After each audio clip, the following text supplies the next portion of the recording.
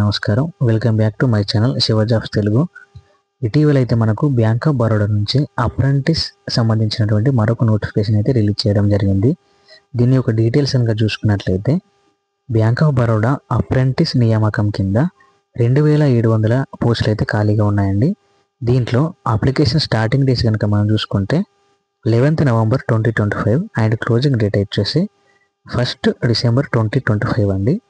అంతేకాకుండా educational qualifications కనుక చూసుకున్నట్లయితే ఎనీ బ్యాచిలర్ డిగ్రీ అయితే ఉండాలి.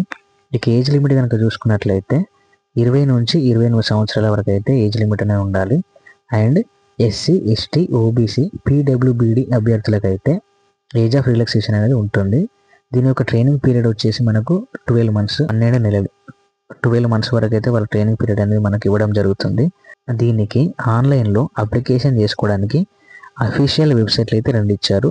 దాంట్లో మొదటిది కనుక చూసుకున్నట్లయితే https:/nats.education.gov.in అయితే అప్లై చేసుకోవచ్చు. అంతేకాకుండా రెండో వెబ్సైట్ కనుక చూసుకున్నట్లయితే https:/www.apprenticeshipindia.gov.in అయితే వెళ్ళి ఈ యొక్క 2 వెబ్సైట్లు మీరు అప్లికేషన్ అనేది చేసుకోవచ్చు. ఈ యొక్క అప్రెంటిస్ ట్రైనింగ్కి. ఈ యొక్క అప్రెంటిస్ ట్రైనింగ్లో వాళ్ళు శాలరీ కూడా మీకు ప్రొవైడ్ చేస్తారండి. దాంతోపాటు ఇంపార్టెంట్ నోట్స్ కనుక చూసుకున్నట్లయితే మీరు ఒక స్టేట్కి మాత్రమే అప్లై చేసుకోవడానికి ఎలిజిబిలిటీ అయితే ఉంటుంది. మీరు ఈ యొక్క తెలంగాణ స్టేట్ అయితే తెలంగాణ స్టేట్కి మాత్రమే అప్లై చేసుకోవాలి. ఆంధ్ర స్టేట్ అయితే ఆంధ్ర స్టేట్ మాత్రమే అప్లై చేసుకోవాలి. 2 స్టేట్లకు చేసుకుంటా అంటే వాళ్ళ అప్లికేషన్ రిజెక్ట్ చేయడం జరుగుతుంది. ఇంతకు ముందు ఎవరైతే మీరు బ్యాంక్ పరంగా అప్రెంటిస్ అయితే చేసిన వారు ఉంటారో వారికి ఎలిజిబిలిటీ లేదు. ఎవరైతే ఫ్రెషర్గా అప్లై చేసుకుంటున్నారో వాళ్ళు మాత్రమే ఈ యొక్క అప్రెంటిస్కి అనేది ఎలిజిబుల్ అనమాట. ఈ యొక్క బ్యాంక్ జాబ్లో ఎక్స్పీరియన్స్ ఉన్న క్యాండిడేట్స్ని అయితే వాళ్ళు తీసుకోరు. ఓన్లీ ఫ్రెషర్స్ మాత్రమే తీసుకుంటారు. ఇంతకుముందు మీరు బ్యాంక్లో కానీ వర్క్ చేస్తుంటే వారిని అయితే తీసుకోవడం జరగదు. ఓన్లీ ఫ్రెషర్స్ క్యాండిడేట్స్ మాత్రమే తీసుకోవడం జరుగుతుంది. ఇక సెలక్షన్ ప్రాసెస్ కనుక చూసుకున్నట్లయితే మనకు ఫస్ట్ వచ్చేసి ఆన్లైన్ ఎగ్జామ్ అనేది పెడతారండి. టోటల్ 100 మార్క్స్ ఉంటాయి. ఈ యొక్క ఆన్లైన్ ఎగ్జామ్కి general, financial awareness, quantitative and reasoning aptitude, computer knowledge, English language ఈ యొక్క కేటగిరీల నుంచి అయితే వాళ్ళు ఆన్లైన్ ఎగ్జామ్ అనేది పెడతారు. దాంట్లో 100 క్వశ్చన్స్ అయితే ఉంటారు. ముఖ్యంగా ఈ యొక్క ఎగ్జామ్కి అనేది మనకు నెగిటివ్ మార్క్స్ అయితే లేవండి. మీరు ఏమైనా రాంగ్ ఆన్సర్ పెట్టినా కానీ వాళ్ళ మార్క్స్ అయితే కట్ ఆఫ్ మార్క్స్ అయితే ఏమీ లేవు. కాబట్టి మీరు బాగా ప్రిపేర్ అయ్యి ఎగ్జామ్స్ రాయాల్సి ఉంటుంది. నెగిటివ్ మార్కింగ్ అయితే లేదు. ఏమైనా తప్పులు పోయినా టెన్షన్ పడాల్సి ఏమి ఉండదు. నెక్స్ట్ వన్ చూసుకుంటే డాక్యుమెంట్ వెరిఫికేషన్ అండి. మీ యొక్క డాక్యుమెంట్ సర్టిఫికేట్స్ ఏవైతే ఉంటో సర్టిఫికేట్ వెరిఫికేషన్ అంతా జరుగుతుంది. లోకల్ లాంగ్వేజ్కి సంబంధించిన టెస్ట్ అయితే పెడతారు. ఆ తర్వాత మెడికల్ ఫిట్నెస్ అనేది చెక్ చేస్తారు. దీనికి సంబంధించినటువంటి డాక్యుమెంట్స్ కనుక చూసుకున్నట్లయితే Aadhaar card, pan card, recent తీసుకున్నటువంటి ఫోటోగ్రాఫ్స్, మీ యొక్క signature, 10th, 12th and degree యొక్క సర్టిఫికేట్స్ కావాలి. బ్యాంకు అకౌంట్ అయితే కావాలి. ఇంపార్టెంట్ పాయింట్స్ కనుక చూసుకున్నట్లయితే ఇవన్నీ మనకు పర్మనెంట్ జాబ్స్ అయితే కావండి, శాశ్వత ఉద్యోగాలు అయితే కావు.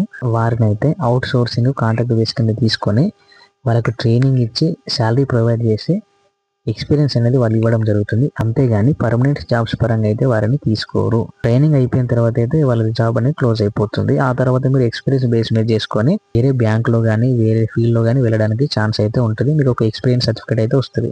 అంతేకాకుండా ఈ యొక్క ట్రైనింగ్ మీకు వాళ్ళు శాలరీ కూడా ప్రొవైడ్ చేస్తారు. మీరు ఈ యొక్క అప్లికేషన్ చేసుకున్నప్పుడు ఏమైనా రాంగ్ ఇన్ఫర్మేషన్ కనుక ఇచ్చినట్లయితే మీరు వాళ్ళు మిమ్మల్ని రిజెక్ట్ చేస్తారు. ఈ యొక్క అప్రెంటిస్కి అప్లై చేసుకునేటప్పుడు యాక్టివ్గా ఉన్నటువంటి ఈమెయిల్ ఐడిని మరియు మొబైల్ నెంబర్ని అయితే ఇవ్వాల్సి ఉంటుంది. దీనికి సంబంధించినటువంటి ఎగ్జామ్ డీటెయిల్స్ అన్నీ కూడా మీకు ఈమెయిల్ ద్వారానే వాళ్ళు అందించడం జరుగుతుంది. ఈ యొక్క మొత్తం జాబ్స్ చూసుకుంటే మనకు 2700 అండి. దాంట్లో తెలంగాణకు సంబంధించిన జాబ్స్ కనుక చూసుకున్నట్లయితే మొత్తం 150 పోస్టులు అయితే ఉన్నాయి. తెలంగాణలో ఉన్నటువంటి ట్రైనింగ్ సెంటర్లు మరియు లొకేషన్ యొక్క పేర్లు కనుక మనం ఇక్కడ చూసుకున్నట్లయితే ఫస్ట్ వచ్చేసి ఆదిలాబాద్, బదంగపేట్, భద్రాచలం, భూపాలపల్లి, బీబీ నగర్, ఫారూక్ నగర్, గద్వాల్, గట్కేసర్, హైదరాబాద్, ఇస్నాపూర్, జగిత్యాల్, కామారెడ్డి, కరీంనగర్, ఖమ్మం, కోదాడ, కొంపల్లి, కొండాపూర్, కొత్తగూడెం, మాదాపూర్, మహబూబ్ నగర్, మేడ్చల్, మిర్యాలగూడ,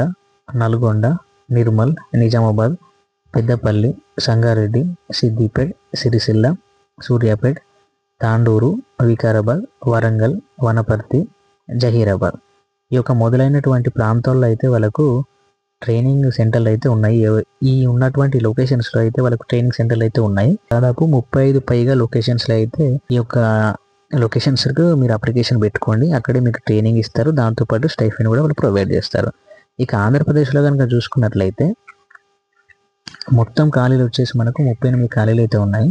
ఇక్కడ ట్రైనింగ్ ఇన్స్టిట్యూట్స్ వాటి యొక్క లొకేషన్స్ కనుక మనం చూసుకున్నట్లయితే ఆదాని, బాపట్ల, బొబ్బిలి, గుంతకలు, కడప, నంద్యాల్, నర్సరావుపేట్, రాజమండ్రి, రేపల్లె, సత్తెనపల్లె, తాడపత్రి, టెక్కలి, వినుగొండ, యలమంచిలి. ఈ యొక్క లొకేషన్స్లో అయితే వాళ్ళకు ట్రైనింగ్ అనేది ఇస్తారు. దాంతోపాటు స్టైపెండ్ కూడా ప్రొవైడ్ చేస్తారు. కాబట్టి మీకు ఒక దగ్గరలో ఉన్నటువంటి లొకేషన్స్లో ఉన్న లొకేషన్స్కి అయితే అప్లికేషన్స్ పెట్టుకోండి. ఇవ్వండి ఈరోజు ఒక జాబ్ డీటెయిల్స్. మొత్తం పోస్టులు 2700. ఈ మన తెలంగాణ ఆంధ్ర వాళ్ళకి ఇంపార్టెంట్ కాబట్టి వీరికి సంబంధించినటువంటి లొకేషన్స్ ఈ యొక్క డీటెయిల్స్ మాత్రమే చెప్పడం జరిగింది. దీనికి సంబంధించినటువంటి అప్లికేషన్ లింక్ వచ్చేసి నేను కింద కామెంట్స్లో పిన్ చేస్తాను. వెళ్ళి చెక్ చేసుకోవచ్చు, అప్లై చేసుకోండి. సబ్స్క్రైబ్ చేసుకోండి, లైక్ చేయండి, షేర్ చేయండి, వేరే వాళ్ళందరికీ పంపించండి. మీ ఫ్రెండ్స్ వాళ్ళందరికీ షేర్ చేయండి, లైక్ చేయండి. Thank you for watching.